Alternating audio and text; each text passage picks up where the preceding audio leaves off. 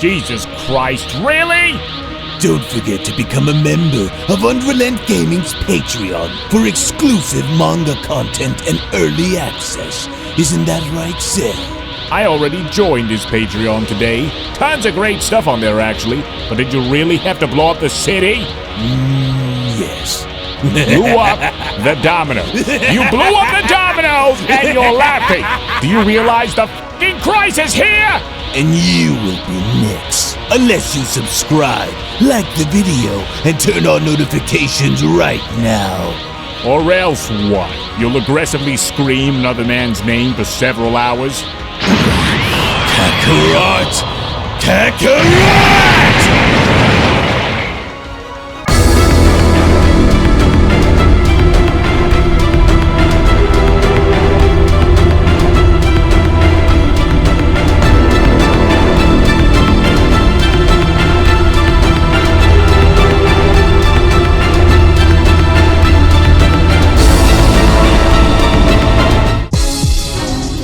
Oh dear, what a frightening and yet terrifying situation that Vegeta and our friends now have found themselves in, as I sure do hope that something changes between them soon, because while I fear that with the Saiyans struggling to make the most of this entire ordeal, the only ones left who are able to make a difference here are both Vegeta and Broly. But even then, if they are unable to find a way to go and put an end to this false god of destruction, then I'm afraid they will all be destroyed by the very end of this battle, along with the entire planet that they currently fight on as well.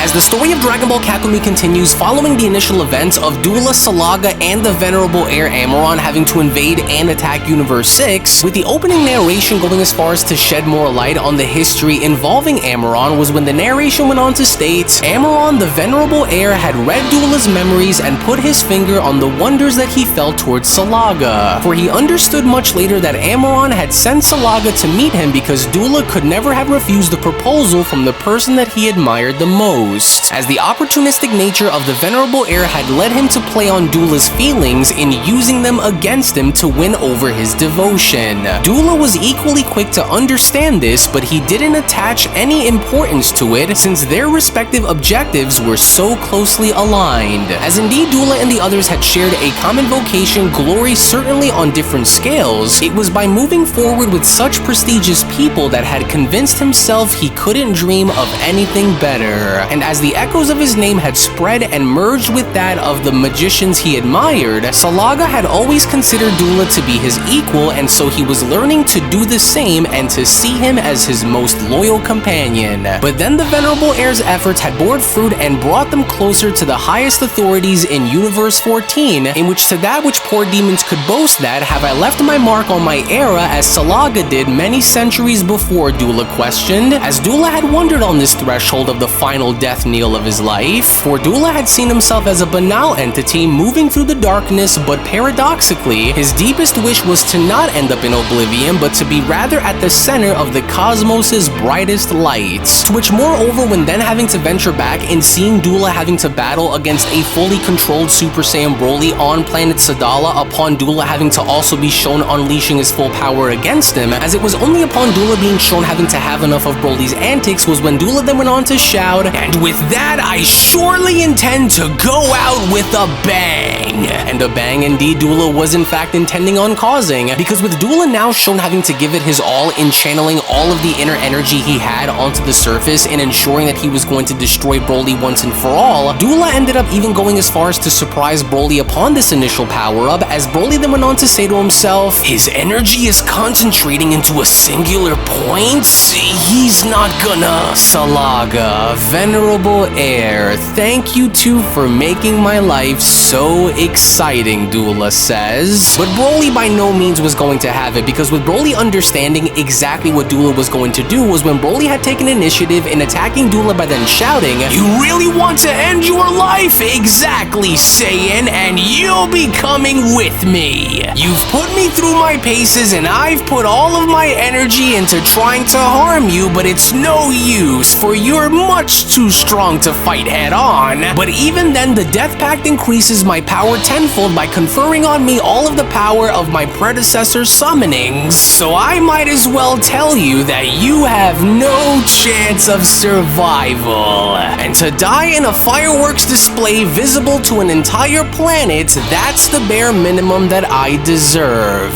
To which it was only within that very moment, as a gigantic explosion was now shown emanating from the voids of space, as everyone on planet Sadala was able to see this, the entirety of this overall explosion had gone as far as to take Doola in sacrificing his own life as a means of getting rid of Broly, to which even during this display, as the other Saiyans were shown having to observe this in not believing as to what they were seeing, was when Kaba and Caulifla went on to then chime in, No, it's him! We need to hurry! Well now, you did it after all, the venerable heir Amaron went on to then chime in, with Vegeta questioning, What? No, Broly! Well, if you want to go as far as to ask me, the venerable heir went on to then chime back in, your friend had to give up the ghost to that explosion. Yes, I'm not sure if I even myself could have resisted it, with Vegeta responding, Broly, you're mad. But surprisingly enough, even then within the middle of the explosion, it looks as though Broly himself was not willing to go out like this, but instead, it had only now looked as though Broly was trying to do his best in condensing this explosion as a means of having to control it, because by no means was Broly willing to let up by having this be the end of him or be the end of anyone on planet Sadala as we currently have known it. So what Broly ends up doing is concentrating all of his energy in trying his best to condense all of this in one by only looking to get rid of Doola and Doola alone by having to save everyone in the process of having to condense such an explosion. It was only during the middle of this act alone, with the others having to observe this, was when the other Saiyans went on to then chime in, The explosion seems to stop expanding?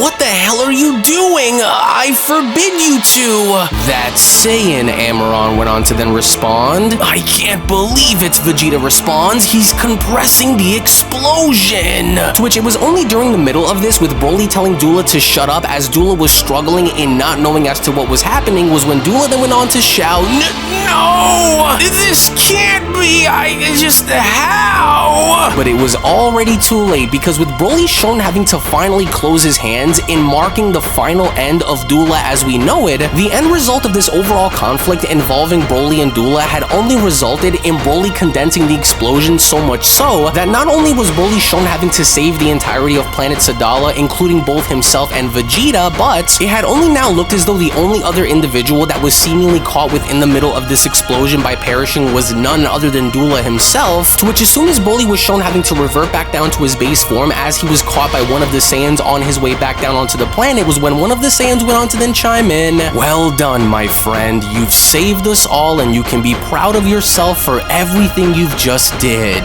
To which as soon as Broly was put back down as he was calling out for Kale, with Kale also doing the same for Broly, it only had now looked as though both Kale and Broly were seemingly out of commission based on their overall battle that was shown taking place, as one of the other Saiyans went on to then shout, Listen, call a Tuffle doctor right now for they need help. Please tell me that she's alright. Well, she's not in a very good condition, one of the Saiyans responds, but you can go as far as to thank her, Broly, for it's thanks to her that you were able to regain consciousness once again, with Broly having to utter, I'm sorry for everything. I didn't mean to. Kale! No, Kale, you mustn't move, one of the other Saiyans went on to then tell Kale. You're in no condition to be moving. Please remain where you are, as Kale went on to then utter, But Broly, it's not your fault, okay? I know, Broly responds, but then, it was only just from out of nowhere with Vegeta shouting for Broly to move because something was just about to happen, where it was only now from out of nowhere, unbeknownst to Broly, with Amaron looking to attack him while he was blindsided as Vegeta was shown getting in the way, that ultimately had led to Vegeta saving Broly in the middle of this entire ordeal, as Broly was not paying attention as to what Amaron was shown doing, to which as a means of escape, as Broly was able to be successfully shown getting out of the way because of Vegeta, was when Vegeta was shown getting ready and standing against Amaron, with Amaron having to then respond, Very good, bravo,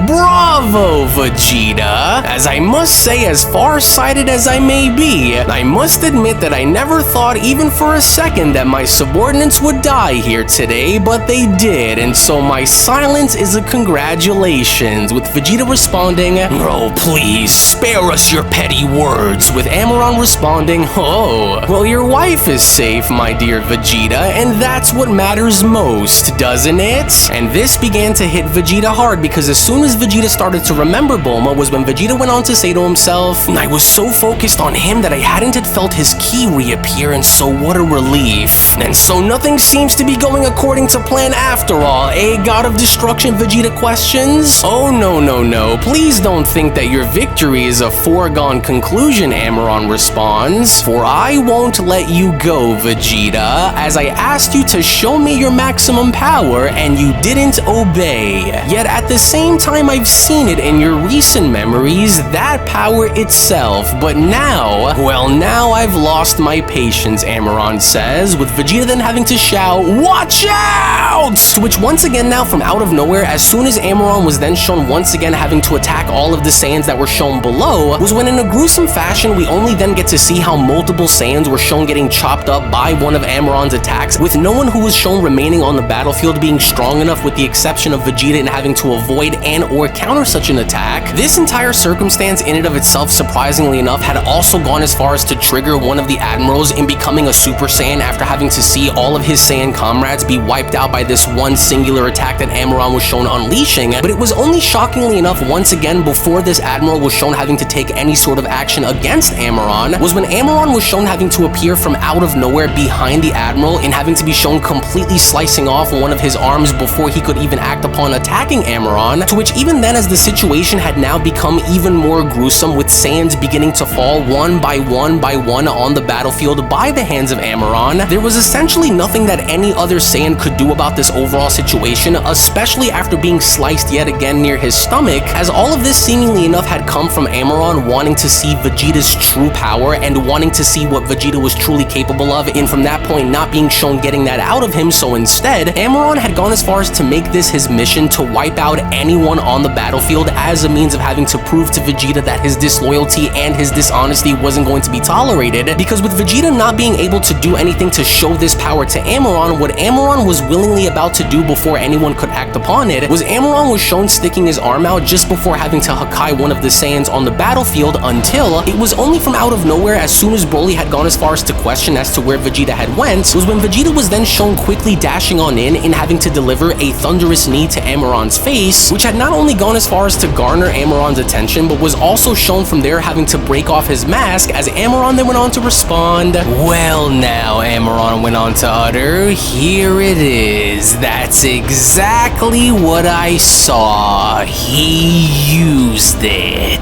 I didn't see him move, and yet Broly says, "Vegeta, he's awake! King Sadala is awake!" the Saiyans shout. "Where is that demon?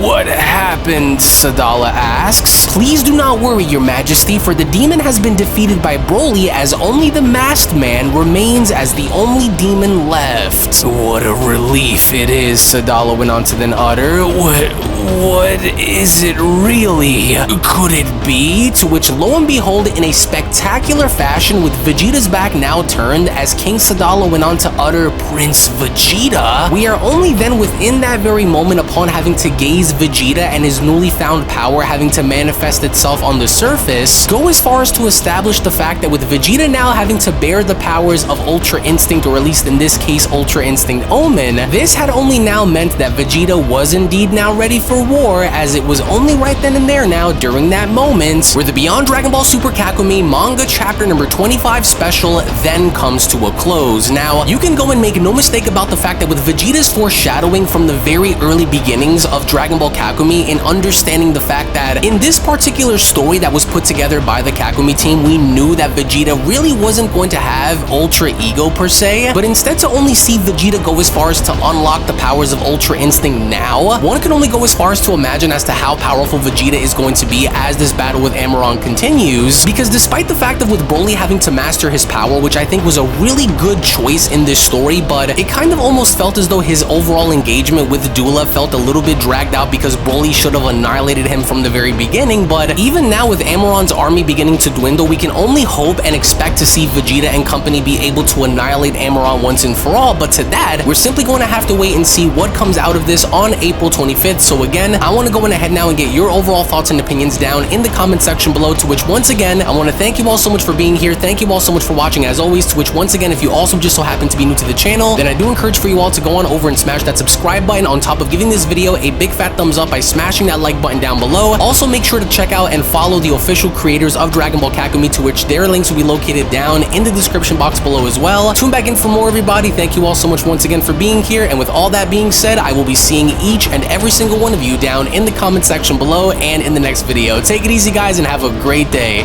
Peace. Hello. Did you know that you can stay up to date with the latest Dragon Ball content by simply subscribing to UnrealEntGaming? Also, don't forget to follow on these social media platforms, you sexy son of a bitch. Roshi. Silent Cell, me and the fans are having a moment. That's right. I know what you want. Extra long, thick Dragon Ball content. Quality reviews with flawless editing. Yeah, you'd like that, wouldn't you? You dirty bitch. Roshi, the fuck? God damn it, I need them to subscribe, Cell. And we're demonetized. Yeah, screw it. Let's cut to the video.